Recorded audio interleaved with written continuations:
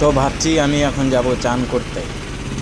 যাই দেখি চানটা করে নিই, দেখি যাই জামা প্যান্টটা শুকিয়েছে কি না, শুকিয়ে আবার এটা পরতে হবে। যাই চান করতে, থেকে শ্যাম্পুটা বের করে নিই আর যাই চান করতে। চান তো করা হয়ে গেল, যাই একটু দোকানের দিক থেকে কিছু খেয়ে দিয়ে আসি, খুব খিদে লেগেছে। এই যে আমি হাঁটতে হাঁটতে চলে এসেছি রোডে, বেরিয়ে পড়েছি দোকানের দিকে। দেখা যাক দোকানে কি পাওয়া যাচ্ছে। তো আমি দোকানে এন্ট্রি করে নিয়েছি, এখন দেখা যাক দোকানে কি খাবার পাওয়া যাচ্ছে, যেটা ভালো লাগবে সেটাই খাবো।